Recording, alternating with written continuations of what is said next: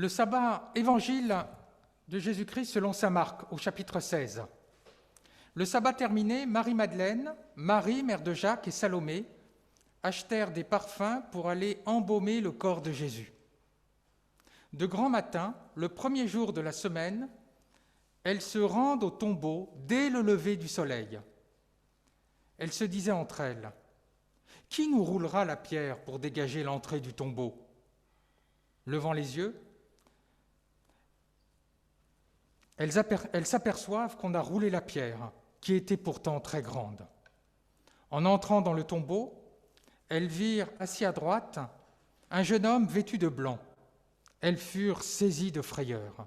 Mais il leur dit : « Ne soyez pas effrayés. Vous cherchez Jésus de Nazareth, le crucifié ? Il n'est pas ici. Voici l'endroit où on l'avait déposé. Et maintenant, allez dire à ses disciples et à Pierre : il vous précède en Galilée. Là, vous le verrez comme il vous l'a dit. » Elles sortirent et s'enfuirent du tombeau parce qu'elles étaient toutes tremblantes et hors d'elles-mêmes. Elles ne dirent rien à personne, car elles avaient peur. Alors, mes chers amis, aujourd'hui, nous fêtons la plus grande fête de la chrétienté, Pâques, la résurrection du Christ.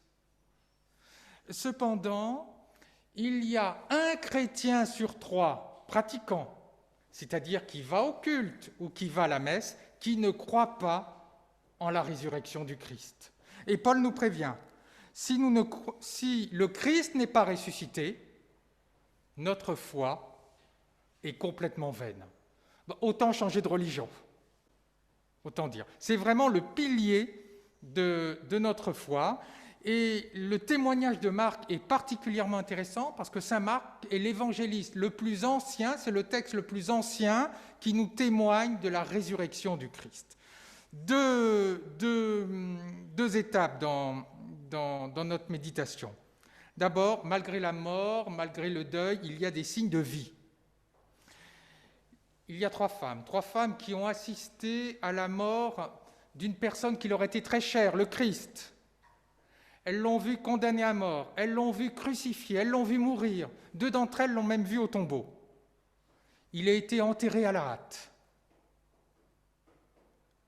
Alors ce qu'elles veulent, comme il est vraiment définitivement mort, elles veulent achever son enterrement qui s'est déroulé à la va-vite. Donc c'est pour ça qu'elles vont acheter des aromates pour embaumer le corps de Jésus. C'est très important par respect pour Jésus, mais aussi pour elles-mêmes. Nous avons tous des gestes que nous faisons lors d'un enterrement. Que ce soit toucher le cercueil, que ce soit jeter des fleurs sur la tombe, jeter de la terre. C'est un rite, ce sont des rites qui nous permettent de nous séparer de la personne qu'on aime et de pouvoir reconstruire notre vie sans la personne que nous avons aimée. C'est ce que font les femmes. Et pourtant, il y a plusieurs signes. Il y a des signes de vie. Le premier, c'est la pierre qui est roulée. La pierre, normalement, garde le tombeau. Elle marque une frontière entre le tombeau, c'est-à-dire la mort, d'une part, et d'autre part, l'extérieur, c'est-à-dire la vie. Cette pierre ne peut pas être roulée. Quand on est mort, c'est définitif. Voilà ce que signifie la pierre scellée. Et pourtant, la pierre est roulée. Comme si le royaume de la mort était ébranlé. Comme si on pouvait revenir à la vie. Deuxième signe, un jeune homme en blanc. Le blanc, les jeunes l'ont dit, c'est le symbole de la vie. C'est le symbole de l'amour. C'est le symbole de la résurrection, de la joie. Ce jeune homme est assis à droite. La droite, vous pourrez relire le psaume 16, c'est aussi le symbole de la vie. Donc il y a des signes de vie. Mais c'est bien plus. Quand je dis que ce jeune homme est en blanc, le blanc tout de suite, vous qui connaissez parfaitement votre Bible, vous dites « Ah ben oui, Marc 9, quand Jésus est transfiguré, quand il monte sur la montagne et qu'il se manifeste à ses disciples, ses vêtements sont tous resplendissants et blancs. » Et puis, droite, tout de suite, nous pensons, mais oui, le Christ qui monte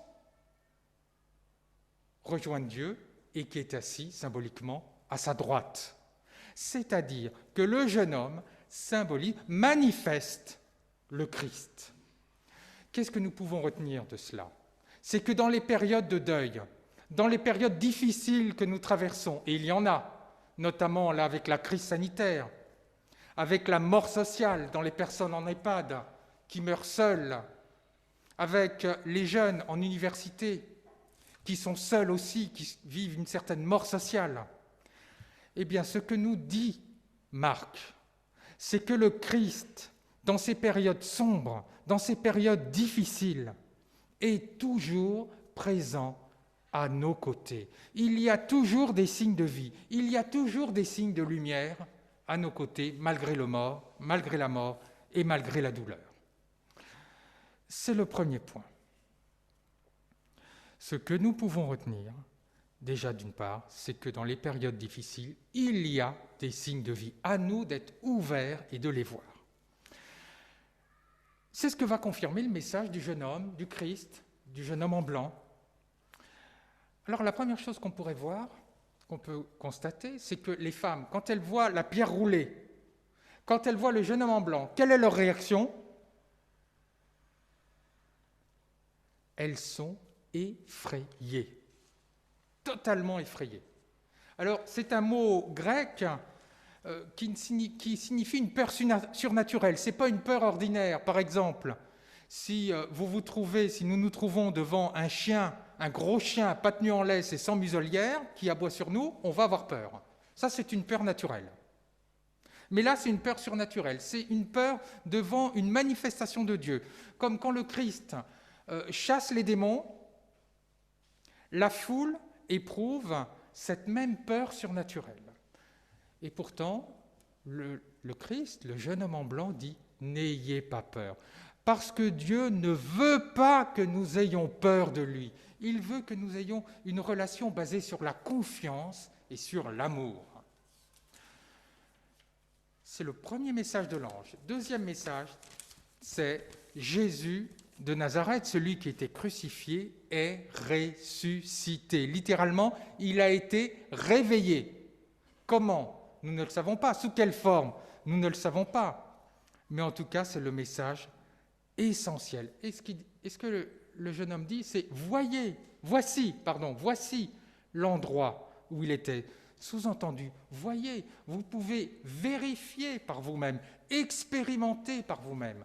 C'est-à-dire que la résurrection, ce n'est pas une croyance, ce n'est pas un dogme auquel, si nous portons notre adhésion, nous serions des meilleurs chrétiens. Ce n'est pas ça. C'est une expérience à faire. Nous devons vraiment expérimenter au plus profond de nous-mêmes, au plus intime de notre cœur, que Dieu est ressuscité, que le Christ est ressuscité, et que nous aussi, nous sommes ressuscités et réveillés. Nous sommes appelés à être des éveillés spirituels, à être réveillés. Quand on sort du sommeil, on sort de l'inconscience, on sort des rêves pour avoir conscience de la réalité telle qu'elle est. Il s'agit pour nous, chrétiens, d'être réveillés, de percevoir la réalité matérielle, naturelle, mais aussi surnaturelle, de pouvoir voir Dieu, de pouvoir expérimenter Dieu, de pouvoir expérimenter notre image divine au plus profond de nous. Alors vous allez me dire, oui, mais ça, c'est pour les femmes, c'est pas nous, c'est les femmes qui ont expérimenté ça, pas nous. En fait, c'est chaque baptisé. Saint Marc nous fait un clin d'œil. Il y a ce jeune homme en blanc. Le mot « jeune homme », on ne le retrouve que 2 fois dans l'évangile de Marc. La première fois, il y a un jeune homme, quand Jésus est arrêté, lors de son arrestation, qui est habillé d'un linceul. Et quand Jésus est arrêté, il court, il perd son linceul et se retrouve nu. Le linceul, c'est le symbole de la mort. Et là, nous retrouvons ce même jeune homme qui n'est pas nu, qui n'a pas de linceul, mais qui est habillé en blanc. Or, Paul nous dit que nous, les baptisés, nous sommes revêtus du Christ. C'est-à-dire que ce jeune homme en blanc, c'est le Christ, mais c'est aussi nous. Nous qui sommes appelés à quitter tout ce qui nous fait mourir, tout ce qui nous plonge dans le sommeil, tout ce qui nous plonge dans la mort, pour être éveillés, réveillés et être dans la vie.